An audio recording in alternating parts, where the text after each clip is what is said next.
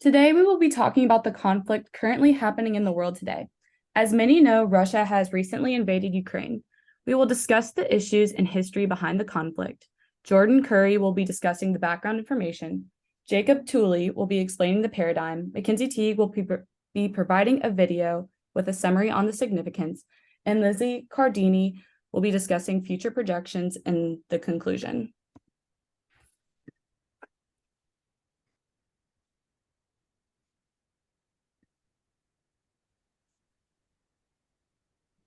The background of the Russia and Ukraine conflict dates back to the Cold War, when Ukraine was the foundation of the Soviet Union, the arch rival of the United States. Behind only Russia, it was the second most populated and powerful of the 15 Soviet republics. They were home to much of the Soviet Union's agricultural production, defense industries, and military, including the Black Sea Fleet.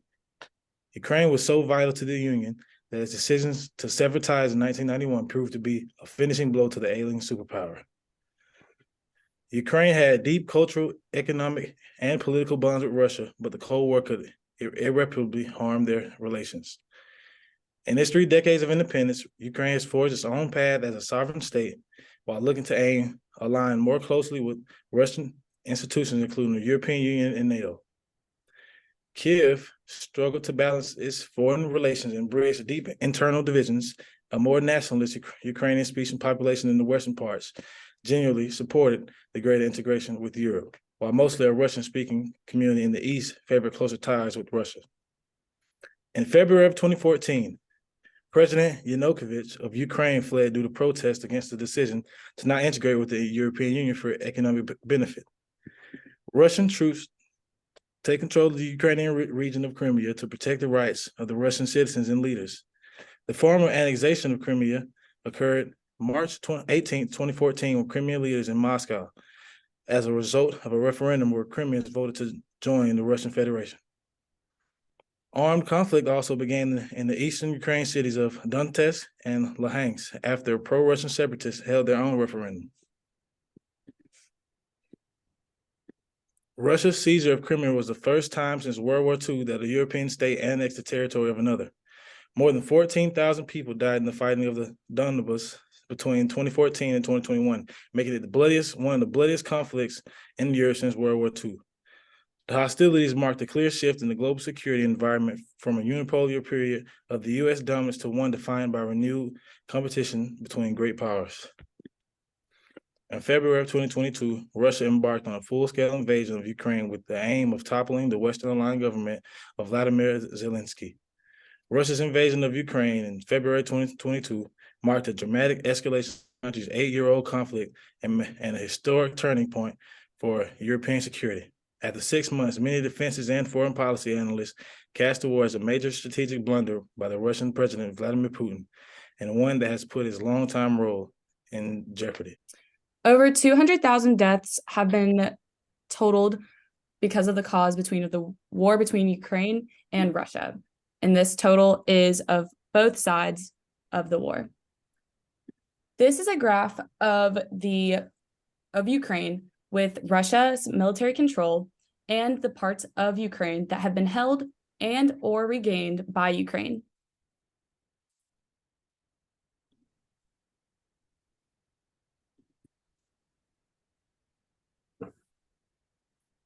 For my slides, I have the paradigms of international policy. And to begin, I want to talk about how there's 2 viewpoints on international policy. There's realism, which was established by Hans J. Morgenthau, and it's the idea that states act purely in their own self-interest and for the benefit of their own state, and they don't care about the effects they have on other states. And so realists believe it's human nature to accumulate power unrelated to what other states are doing. And then neorealism, established by Kenneth Waltz, is the idea that states accumulate power in order to counteract how other states might unpredictably behave.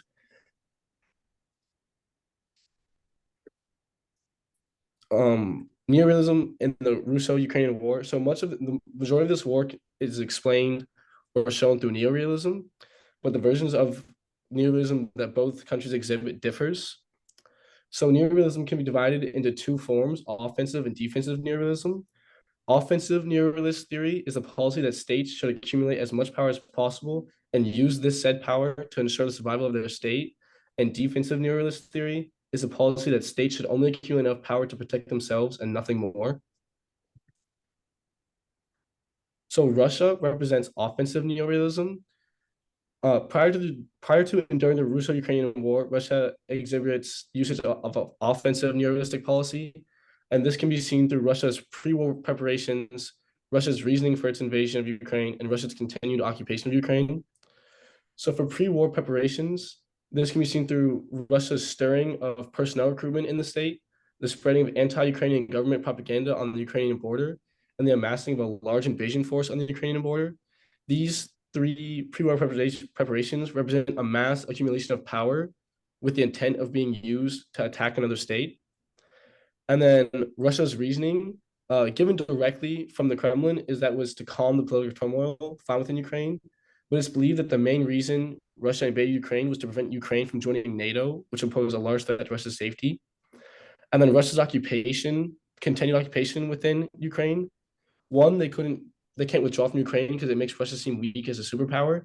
And Russia's continued presence prevents Ukraine from joining NATO. And their overall unwillingness to allow Ukraine to join NATO is because if Ukraine joins NATO, it would become an extreme threat to Russia's national security in the future.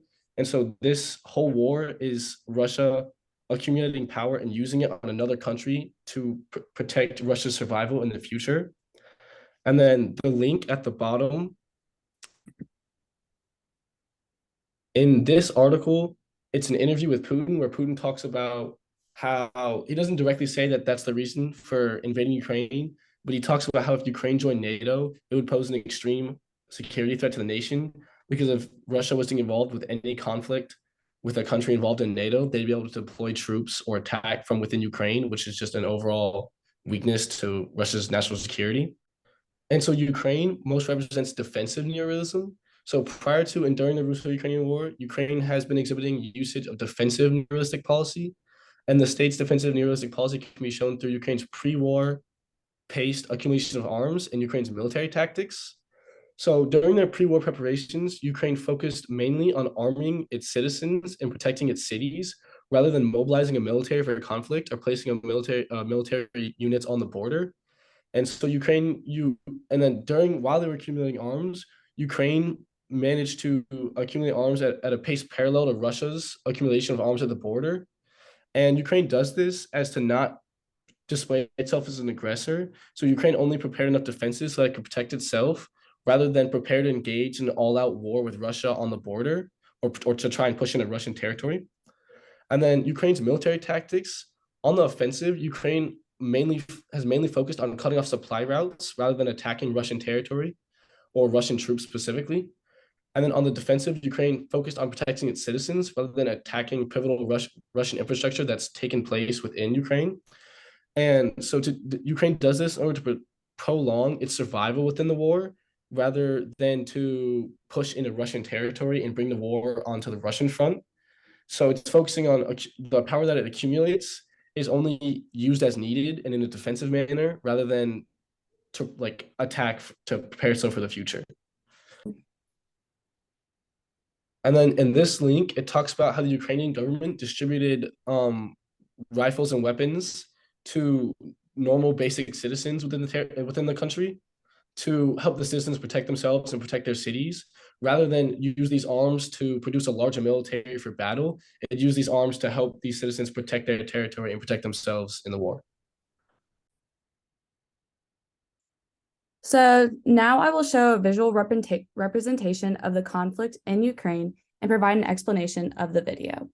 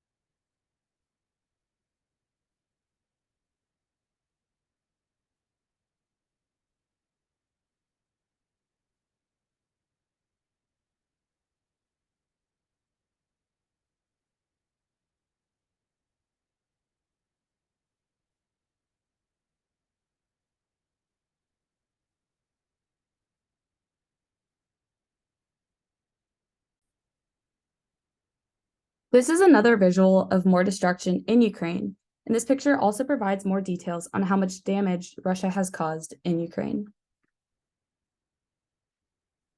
As shown in the video, Russian weapons have destroyed the Ukrainian city of Cherniv. According to Reuters, Ukraine has suffered an estimated $97 billion in damages, and nearly 3/4 of the damage has been on the Eastern Front. According to NATO, over 6 million people have fled Ukraine, and many Ukrainians are displaced. Even though Ukraine has significant damages, Russia has suffered more casualties than Ukraine. According to CNBC, Russia has suffered an estimated 15,000 soldier casualties and 2,000 civilian casualties. Finally, even though this is not shown in the video, an interesting side note is that European countries are transitioning away from Russian energy imports. According to CNBC, this transition is impacting Russia's oil and gas businesses, which could lead to the future impact on Russia's economy. The conclusion will cover the summary and main points of parts 1, 2, and 3, while also discussing the future projections of the Ukrainian war involving Russia and Ukraine, as discussed by politicians, military officials, and other experts. Part 1: History behind the conflict. Ukraine was a previous cornerstone of the Soviet Union during the Cold War that involved the United States.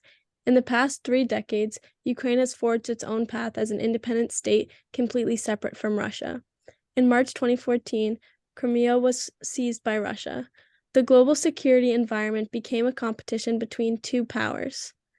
In February 2022, Russia invaded Ukraine, drawing major attention across the world. Part 2: Neorealism Paradigm. Neorealism emphasizes the role of power politics in international relations. It sees competition and conflict as enduring features and sees limited potential for cooperation. Ukraine practices defensive neorealism in the Ukrainian war, while Russia practices offensive neorealism in the Ukrainian war. For part 3, the video and explanation, Ukraine has suffered $97 billion in damages, and the reconstruction will cost about $349 billion. Russia has had more casualties, even though most of the destruction has been throughout Ukraine. European countries are leaving Russia's energy imports to show their support for Ukraine. For the possible outcomes and future of the Ukrainian war. In regards to NATO, experts believe that NATO will likely play a role in helping Ukraine rebuild its damaged nation, since NATO's main goal is to keep the conflict contained in Ukraine. In regards to weapons of mass destruction, many experts have different opinions on this matter, while some fear that Russia may begin to use nuclear weapons or other weapons of mass destruction if they do not continue to get what they want in the war. Others believe that Russia has many other options they can utilize before involving weapons of mass destruction, which could cause a huge issue for Russia, considering Western allies would retaliate for Ukraine by possibly starting a World War III.